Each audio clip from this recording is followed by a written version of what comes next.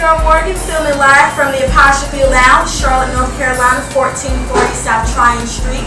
I'm here for Say Word Tuesdays and Artistic Expressions. Tonight your featured poet is going to be Tavis Brunson, and we'll be right back after our sponsors. Showed up, Charlotte. What it do? Yeah. No. Pimpin'. Oh boy. What y'all know about a supermodel? Fresh out of Elle magazine. Buy her own bottles. Look, pimp juice. And we're back with Artistic Expressions and Say Word Tuesdays. I'm here with my featured guest tonight, Tavis Brunson. How are you? Real good. How you? I'm good. Okay, so tell me, what inspired you to start writing poetry? Well, when I was first released from prison,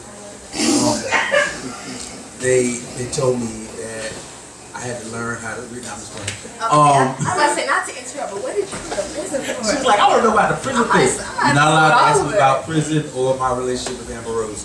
No comment on seriously, when I was in school, I was writing raps, hip hop raps, whatnot. We had a little group. A little bit. And then I would write like poems for class assignments, and or if I wanted to let a girl know that I liked her, that kind of thing like that. But then over the years, and I'm not gonna tell you what years these were because I don't really want to put my age out there like that. But because I don't want everybody to know I'm 42 years old. Age is a state of mind. You're not allowed to talk about my age, my relationship with Amber Rose, or my prison time. And where can we find you on social media? Facebook, Instagram, I'm Twitter? all over the place. Everything. My name is Tavis Brunson, TAVISBRUNSON. That's my Facebook, Twitter, Instagram, the whole 9 yards. Okay, y'all heard it. Go ahead and follow him. Follow me, yeah. My hashtag is, I tag everything Mind of Tavis, MINDOFTAVIS. So it's easy to find it's easy. you If through you the put in hashtag. hashtag Mind of Tavis, you'll find me. First experience performing one of your pieces on stage. Wow, my first experience. Well, I think the first time I did it publicly on stage was at church. But I'm also a minister, so before my message, I was like, I got this poem I wrote, but in church, everybody like what you do and whatnot. But I was living in Orlando. Bless your soul, yeah, bless them, bless them. Bless your soul. But you got to get in front of unsaved folks. They're doing really good. And so we were. I used to go to this spot in Orlando, Florida, and I want to say it was Mr. Pierre, something like that. But it was some restaurant that on the weekends they did like a open mic. And turned into like a club type situation. And a friend of mine and I, we just decided we were going to go. And that's when I first got in front of people. And I'd never been that nervous in my entire life. And the only reason I knew my poem is because, the only reason I had it memorized is because I read it to myself so much. Like I said, it was something that I read that, got me through some things. So it was already in me, and I was done. And I was looking for them to boo me off the stage, and they didn't. They applauded, and everybody was like, "Oh, that was great, that was awesome." And I was like, "Oh, really? You got to come back." And so I did every week, and paid $10 every week to come back and do a poem, one poem. I paid $10 a week to do that. Yeah. Money in the bank. Theirs, yeah. Shoot, but anyway, yeah, that was my first experience on stage. And what are your upcoming projects? Oh, here we go. Make sure you hit that hashtag Mind of Tavis, because some things are about to go down. I'm working, I'm working on a chapbook, a CD. We're about to do T-shirts. We're about to do bracelets.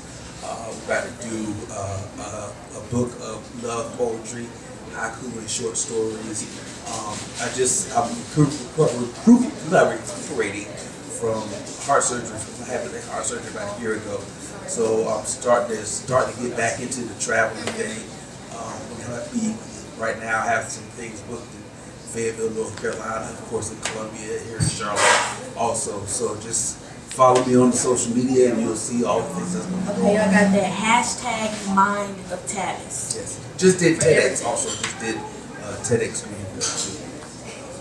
Yes. And if you could leave any poet, anything inspiring, what would your one inspiring message to them be? Get a real job. Get a real job. Get a job that has a regular paycheck and health benefits and 401k and all that kind of stuff like that. And do this like on the side. But like, I'm not gonna say not. If you want to go out there and follow your dream and be a poet full time, then I support you fully and you follow that with all your heart. But I'm telling you, get a job. Get a real job. Get a real job. Don't make art anything, I guess. Because it's real cute to the ladies at first. Oh, he followed his dream. You know, until they can't pay their rent and they need some help from you, and you be like, you know, I kind of like that. You can hit them with the baby, I'm an artist. Yeah, that works like 3 times. That works like 3 times. Artist. Yeah, that works about 3 times. And then after you sit at that table for the 3rd time and you hadn't put nothing on it yourself, then that ain't cool. I'm not saying I've done that. I've just seen other people do it. I'm better. It low-key sound like you was speaking from experience. I've from other people's experience. Don't be trying to call me out like. I know. I was trying to call you. This is what I was talking about. We made an agreement. We weren't going to go to that part of my life on this interview. Yeah. Get a job. Get a job and hashtag Mind of Tavis. Get a job and hashtag Mind of Tavis. That is it. Thank you. Feel like I'm riding cloud 9 'cause I'm in love, baby. I wanna fly away to a place where love could last forever always. I gotta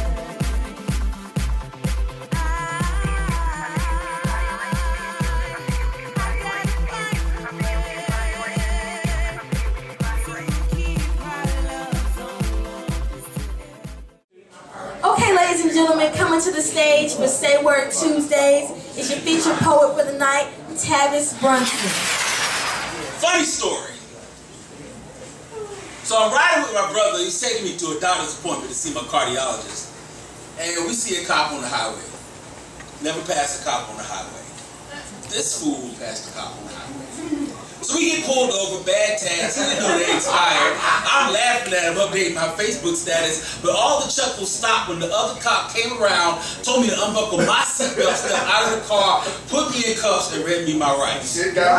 Y'all, every ounce of thug I thought I had in me hitched the ride on salty tears of confusion and fear. The low of my voice now leveled to the level of soprano. What did I do wrong? I cried like a baby until it had been explained that I had missed the traffic court date and a bench warrant had been issued. So, went through the whole process. The ride to jail, getting booked in, the whole jumpsuit thing, getting booked out. I never said sir or ma'am so much in my life. I was in prison for 5 whole hours.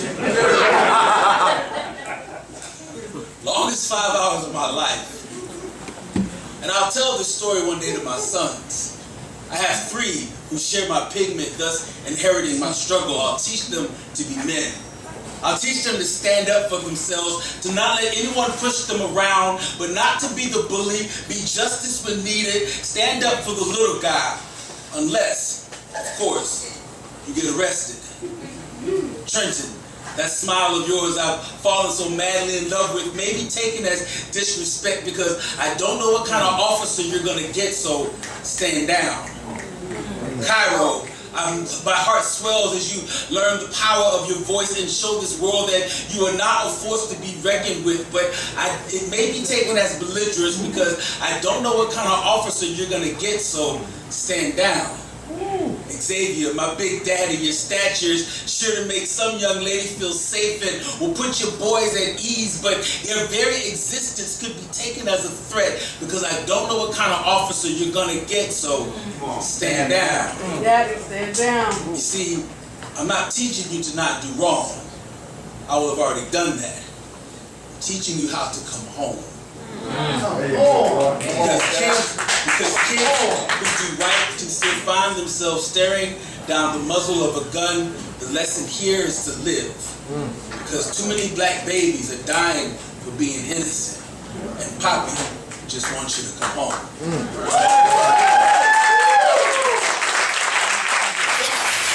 I love y'all. Say I love you back. I love you back. Take a seat. Take your time. This is to everyone who has a voice, and because of certain events, their voice has changed. Let's go. Michael, Eric, Walter, Trayvon, Oscar, Tamir, way too many others. I don't want you to think we ever forgot about you. Your names are more than trending topics, hashtags, and troll bait. You are all way too young to have legacies. Well, you do now. And we're afraid.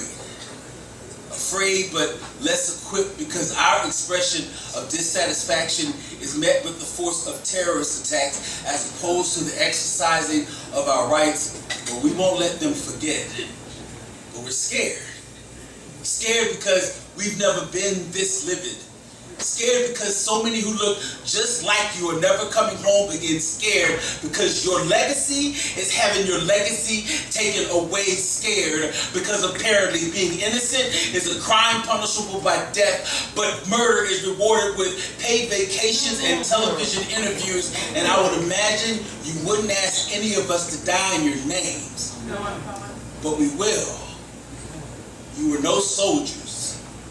You should not have had to die afraid. And I promise you won't ever let them forget. It's been my pleasure serving you from the back. Thank you so much for tuning in to Artistic Expressions here at Say Word Tuesdays in Charlotte, North Carolina, at Apostrophe Lounge, 1440 South Tryon Street. Peace and blessings.